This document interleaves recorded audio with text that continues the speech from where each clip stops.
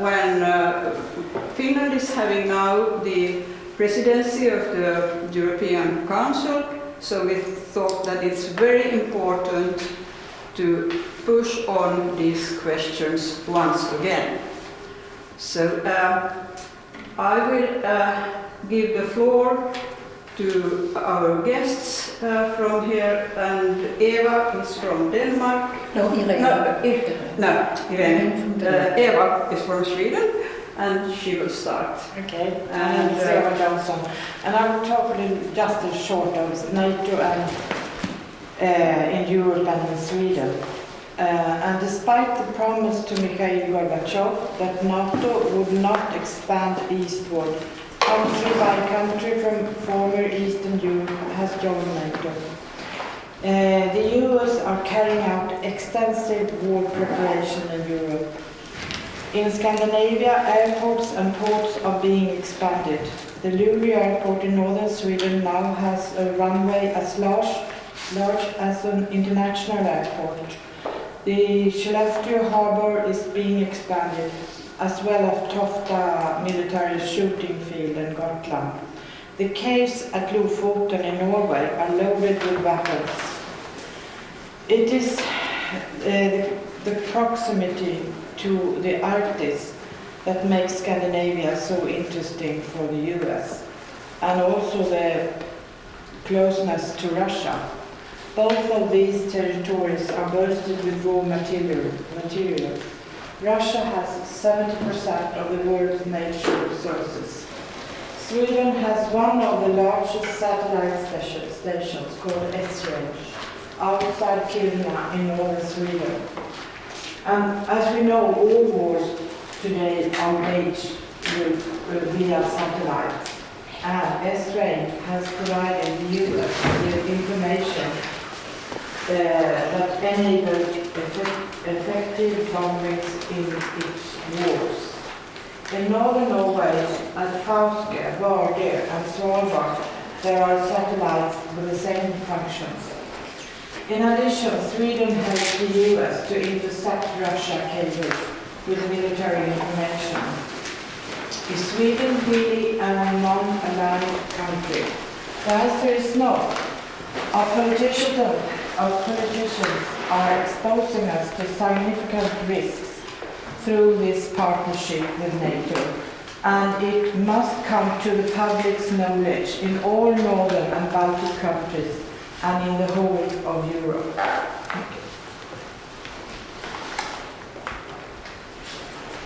Should I do?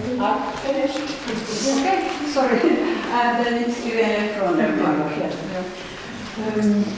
Larger military exercises have been carried out in the region, and many more are planned. These military exercises are bad for the environment and do certainly not promote peace in our increasingly tense relation with Russia. On top of that, Denmark has recently purchased new aircrafts and warships designed for nuclear weapons, which are definitely not designed for peace promotion.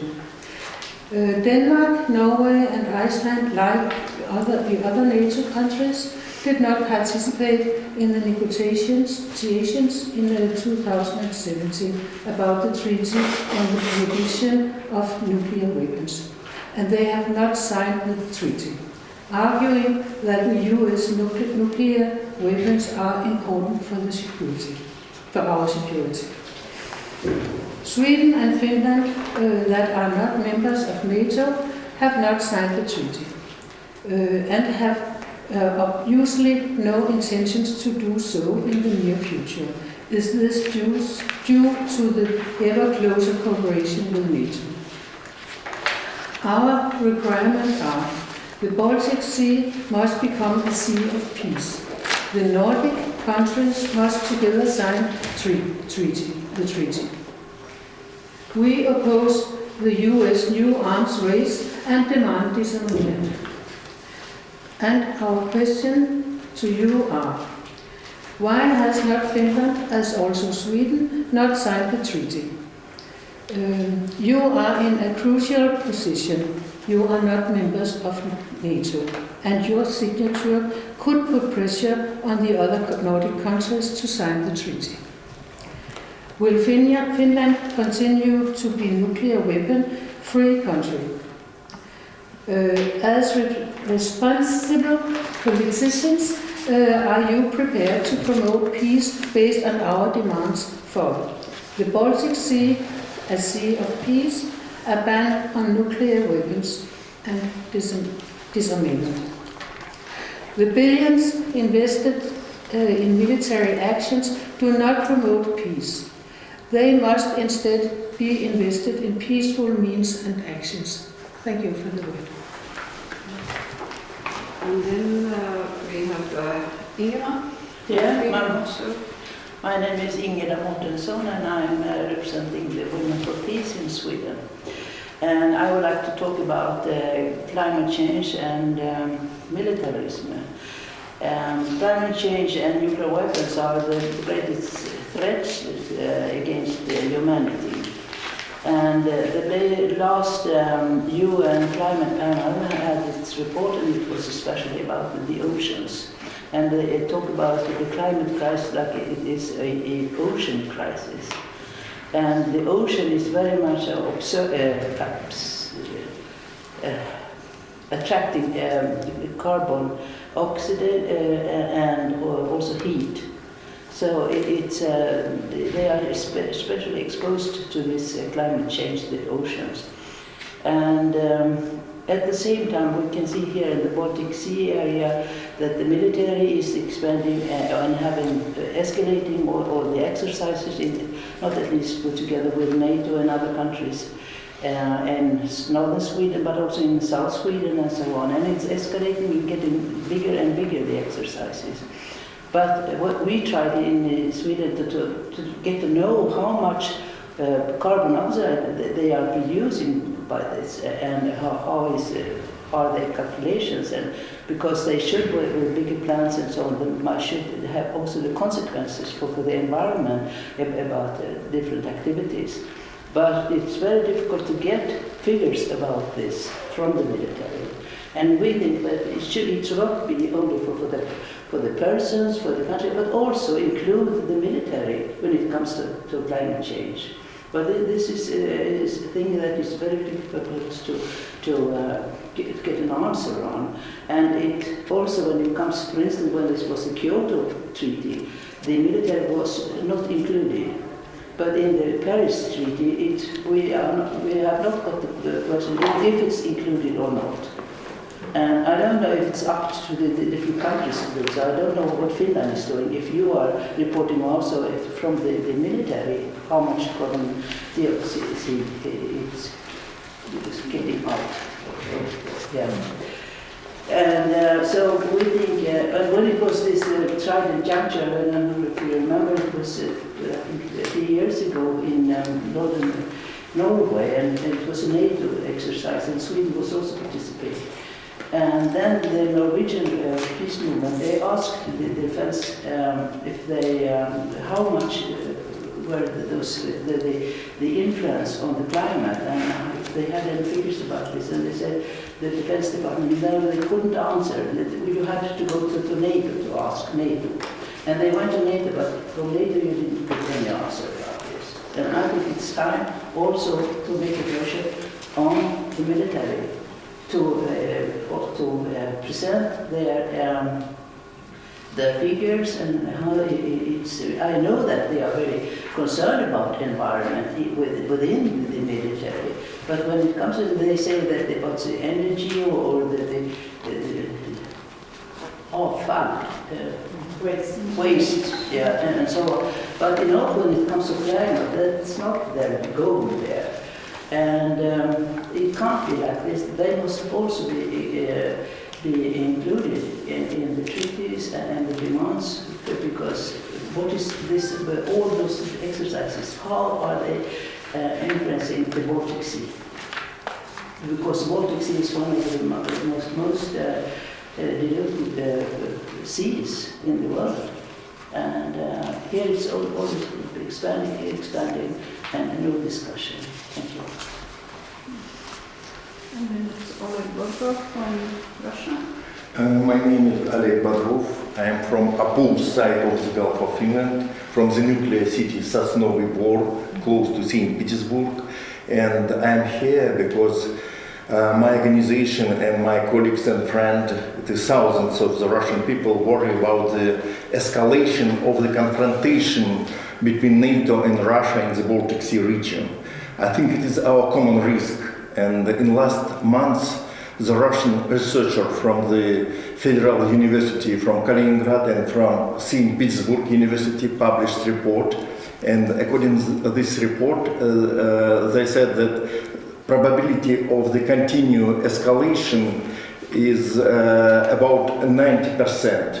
But much more important, that the risk of the local military conflict is 3 times more than probability of the dialogue about the safety in our region.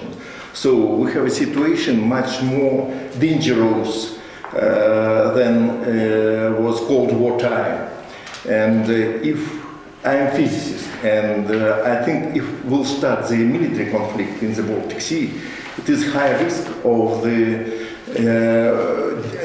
is not possible to give guarantees that the nuclear power plants, we have more than 30 nuclear reactors around the Baltic Sea, will not be destroyed.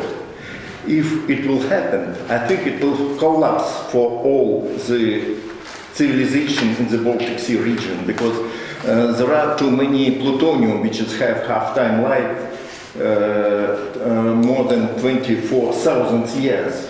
So it means that it is one of the most dangerous elements in our planet. So what can we do in this case? I remember very well when Finland was initiator, promoter of some positive process for the cooperation in the Baltic Sea region. The last time I participated in such event in 1994 in St. Petersburg. It was very interesting, very good start our common environment. It was conference, and I participated in this conference. I think it is a time to think about the repeat. What can we do together? Because now Finland have a very special position, presidency of the European Council, and reasonable to initiate some kind of the positive process, maybe our common environment, our common culture of the Baltic Sea region. And if you will start this process, I'm sure that the Russian society will support this initiative. And in the end, I'd like to say thank you so much, because for me it is much more easy to visit Finnish parliament than Russian parliament. So I'm here because I have no alternative, and my house very close, 100 kilometers from the Finland.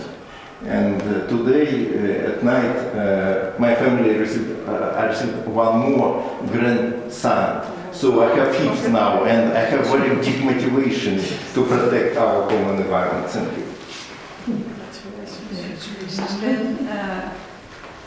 Then we have Rainer from Germany. Yeah, my name is Rainer Braun. I'm the executive director of the International Peace Bureau, the worldwide largest peace network.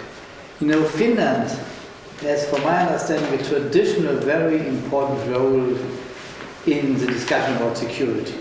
You know, we have next year the 45th anniversary of the Helsinki process, and also the 30th anniversary of the Charter of Paris in November. In both, Finland was playing a very important role.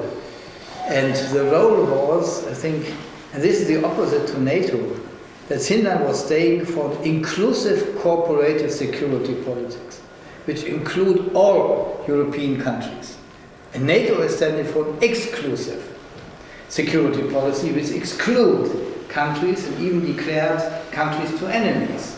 And I think what we need in the actual political situation is to come back to an inclusive cooperative security politics, or with the words of Willy Brandt or Olaf Palme, what they are calling common security politics.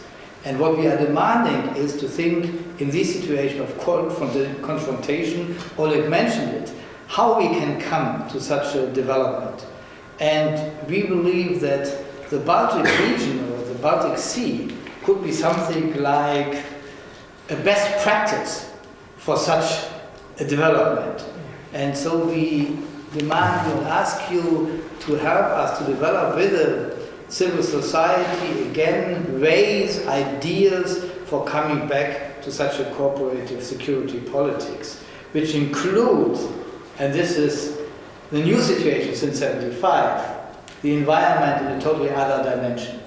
Because we have two existential threats in the world. One is nuclear weapons, and the second is climate change. And we definitely need this cooperative engagement. And hopefully, with our meetings and with our discussions, we can come back to such a politics, which will hopefully lead officially at the end to what I would call a Helsinki II process, which brings us back to a policy of common security in Europe. I think that, but thank you. I just want to thank you. I'm perhaps the oldest in parliamentary age, though, because I just said that I was first elected in 1991, and I also visited Sosnovyj Bor in the beginning of the 90s when the environmental committee was a new committee in the parliament, and actually we made a tour around the Baltic Sea to look at the difficult hotspots for the environment, and we visited also Sosnovyj Bor, and we were very active in creating these kinds of cooperations that we would improve the state of the environment already then. And I think that's important. I think we all share this interest that we of course agree with you that it's extremely important, not only for us but also for the future. And today future is closer than ever, unfortunately. It's not, today you don't even have to look 100 years ahead, but it's much, much more now. Yeah, could you tell what party you represent? Exactly, I'm Eva Björe, I'm from the Swedish People's Party, I'm from Helsinki, I'm also a member of the Foreign Affairs Committee, and I also been participating in peace demonstrations since my early youth. So in that sense, I feel very much for you and share a lot of your concerns, because it is a truth that the world seems to be very different today than during the 19s, where we actually had a lot of disarmament processes going on. And today we feel that there's not so much discussions on disarmament, but on strengthening armaments all over. And if I may say, just from my personal view, I, of course, also feel very worried that the democracy process in many countries is so frail, even in big countries where leadership does not really always seem to respect, even if they have a democratic system, it seems to be very easy to disturb. So in that sense, it's unpredictable. And these big four states, of course, have enormous power and possibilities to also use their power in a very destructive way. We have seen now last how Turkey didn't have to even use much power to invade, and to drive the Kurds away from their homes. I know that you are interested in the banning of the nuclear treaty, and I think that we should look into it. I think we should. I also know that there is a discussion in Sweden and Finland that is this the most effective way, and many of the traditional diplomats want to go on with the traditional disarmament negotiations. And I agree with them to a certain extent that it's extremely important to continue all the UN based procedures. Of course, they are extremely important. But I am also interested in this kind of procedure, and I think that the Ottawa process is a very good example of how sort of civil society actually moved disarmament a little step forward. So I am interested. I have also been participating in those discussions where there has been debate that is NATO memberships a hindrance or not, and I hear that there are different opinions. I don't know. So I don't have a clear answer, but I think definitely we should go on and discuss, and I am grateful for you to keeping this matter on the agenda. I think our work, of course, is to do everything that we wouldn't need those weapons. On the climate, just to finish, I know that, for instance, in Finland, when the government has its in program that the army will replace the Hornet planes that actually, I don't remember what they're called in English. What are they? The fighters. Exactly. With new, I know that at least in the process where also in the public, where you are comparing different types, they have actually now also showed their how much fuel they are using, which I think is a point in this direction. Mm-hmm. And for instance, the Swedish plane use less than half of the fuel than, for instance, the F-35s or something like that. But it's interesting, at least, that it's there. Mm-hmm. So thank you for being here, and I appreciate that you continue. We do. I would like to be in dialogue. Thank you. Sorry to be so long. I can add something. I'm Inka Hopp, so I come from the Green Party, and we sit in the same Foreign Affairs Committee, but then I'm also a member of the Environmental Committee, so very linked to your issues.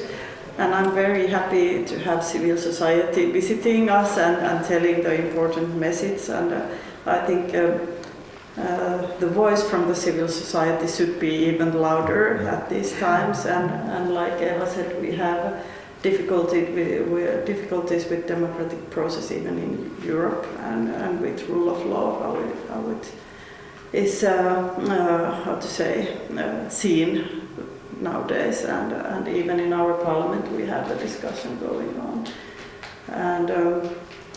And maybe to start from the military and climate change, we had some reports in our committee about the actions that NATO is taking for climate change. Then I tried to ask for details, and we didn't get those either, so unfortunately. But then I asked also that what our own army is doing and our military, and they have some sort of a program to reduce the carbon dioxide or emissions, and I think the answers were more related of the heating and waste system, as someone mentioned, and so on. Not exactly the military actions, but I think we are taking steps towards that. Then about Baltic Sea, I think that is an issue that we could discuss more, and we have now the presidency of the HELCOM also at the moment, and EU is making the new Baltic Sea strategy. So this and the next year are actually the most important years for like next 5 years. I think those will last around 5 years, the strategies. So now it's the moment to tell what we want to be stated in the strategies, and Finland is leading both of the processes, and both the Ministry of Foreign Affairs and Ministry of Environment are involved. So I think that is already a good position, that the Baltic Sea is seen from both angles, from the safety angle, from the cultural, as you mentioned, the joint cultures that we can see, but also the environmental and climate issues. The nuclear treaty is a tricky question here as well as in Sweden. We had the government negotiations, and our, I don't know, maybe you have seen the government plan and how it's written there. It's quite an open statement. It allows us to proceed, but it doesn't state that we will do that. So it's an ongoing and open discussion, and we are the ministry, when we were discussing about the issues, were raising the report that Sweden made, and was it Switzerland also who did research of their own NATO option and cooperation with NATO is maybe it's not officially stated, but of course it's there behind, and we try to push that. And our civil society, I met yesterday the ICANN network, and we'll see what we can do. I don't know if I can promise more, but we can keep the discussion ongoing and see what comes out. Sorry to not be able to promise more for the next 4 years. It's reality and truth is important. The discussion is really important, and I think in Finland we have had too little discussion about it. I know we are also, the Women for Peace in Finland, we are also part in ICANN, and so we cooperate with them also. Okay, yes, I'm Veronika Honkasalo and I'm a parliament member of the Left Alliance here and I'm from Helsinki. And thank you for your presentations. Just briefly, I would like to say that I think if I think back to my own childhood, where like conflicts and military questions and peace were discussed even in schools much more. Of course, there were also a lot of campaign that frightened children and young people, but the atmosphere was completely different. And if you think about the situation in the global system nowadays, there are a lot of conflicts, as Eva mentioned, in what is going on in northern Syria, but what's going in Iraq at the moment, for example, in Chile, etc. So I think it's very interesting that actually these matters are not so much handled in, for example, among young people. Of course, climate change is an issue, but we should much more talk about our international organizations that we have and what role they have in the global system. For example, it seems that the UN is unable to do anything about the conflict going on in northern Syria at the moment. I am a member of the Cultural Committee, which is responsible for education on the broad scale. So, of course, I think that these questions should be also handled in our committee. And if I think about peace building on a general level, I think it's somehow interesting that these questions are regarded as unmodern somehow to talk, even mention the word peace. Like, so at least that has been our party on a traditional level. We are very much debating these questions, and actually we are the only party at the moment which is very critical about buying these fighter planes that the budget is now about 10 billions, and so we have stated that actually there should be even a democratic discussion going on this question. There has not been that kind of discussion going on in Finland, so it seems that we are just going to buy those fighters for that sum and that's it. So of course I would welcome a more democratic discussion on a broader level, but it's nice to see that we are always the same same persons circulating in these the same groups where the issues of peace, human rights and these kind of questions are handled. Maybe that shows something about the political atmosphere at the moment, but I'm very happy that you came, and I will tell all the greetings to my own group. I hope that we can continue our cooperation in the future. Thank you very much that you are here today with this very important thing in the world. My name is Pertti Knuuttila. I am the labor expert of our Social Democratic Parliamentary Group, and I promise that I will forward your message to the whole Social Democratic Group Thank you. And all the best for your important work. And then I have one question only. In 1989, I was there in Berlin in a conference of the nuclear weapon-free zones. How many there exist nowadays? Where is those treaties? 2/3 of the world. Yeah, I mean whole world. Is there You know, many? 2/3 of the world is nuclear weapons-free zones. You mean countries where there's You know, when you take the reasons, the oldest one is Latin America. Then we have Central Asia, this is the last one. Central Asia, this is Mongolia, Uzbekistan, Kazakhstan, all the regions around. And the specific of these nuclear weapon-free zones, that these Do zones... we know that for sure with stun countries? You know, Because I have seen pictures also where no, there you know, we can rely on the UN documentaries, we can rely Okay, because I on have the seen civil pictures. societies, and we can rely a little bit also what the governments are saying because they were signing it. Yes, you know, these 3 points together, and you know, the specific of these nuclear weapon-free zones, this is accepted by the nuclear weapons countries.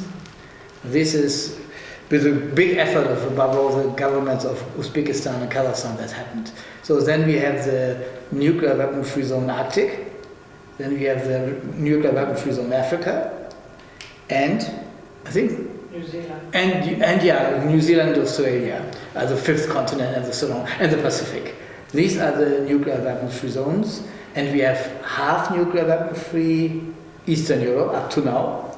No one knows how long. That is also a question to all of us, because you know, from Oda to the Russian border is also a nuclear weapon-free zone, and I think that's it.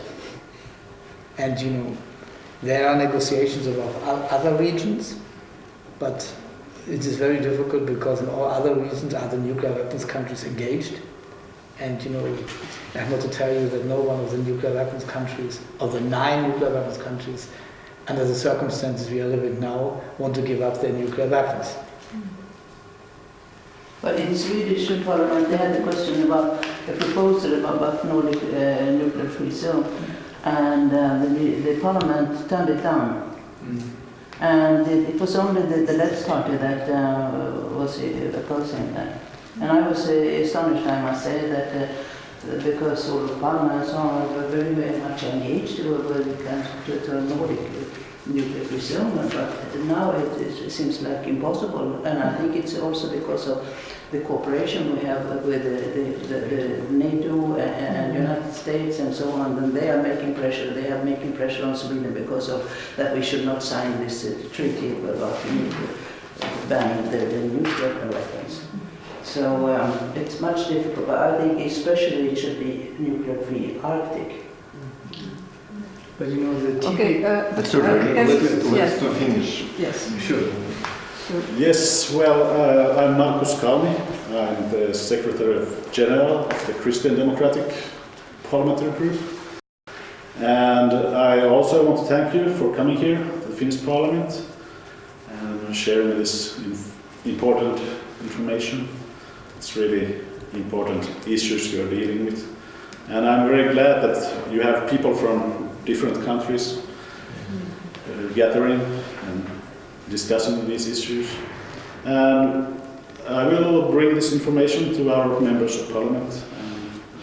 And yes, thank you. Thank you.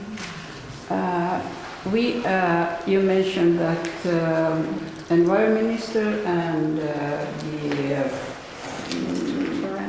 Foreign Affairs Minister, they are important. Actually, yesterday we went to the Foreign Ministry and had a discussion there, and that's why I'm pushing a little bit now the time, because 11:30 we have a meeting with the environment. So, we are only a few of the countries that have signed these appeals. There are all countries around the Baltic Sea. From some countries there are more organizations for the call for a sea of peace, We have more than 160 organizations. So if you look at these papers, you see that it's much broader. But it's very difficult to get NGOs to travel because everyone is traveling with their own money and so on. But we try to do our best. And so.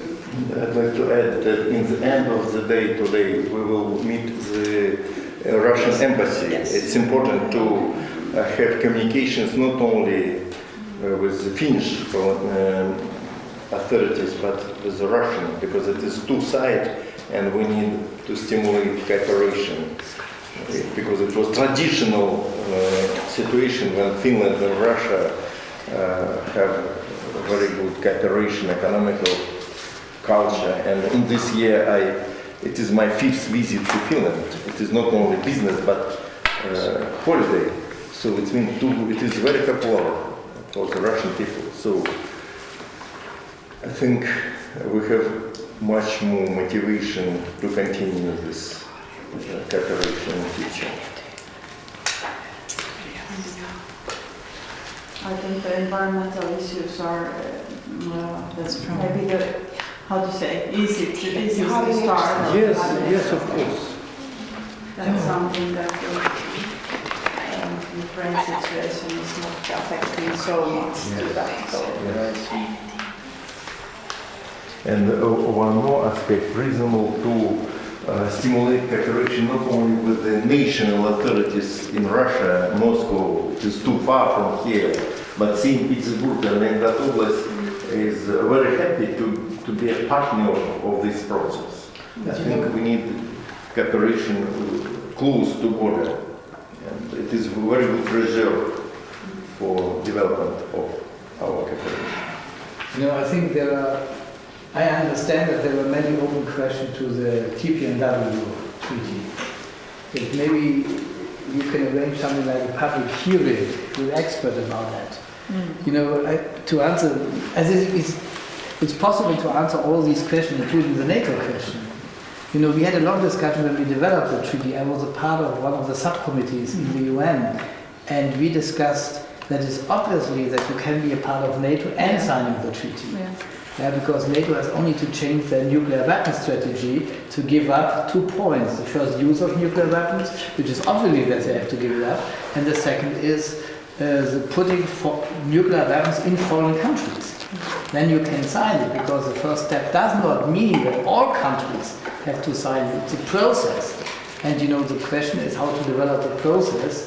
And from my understanding, countries like Finland, with their long anti-nuclear weapons tradition, are playing a very important role in that.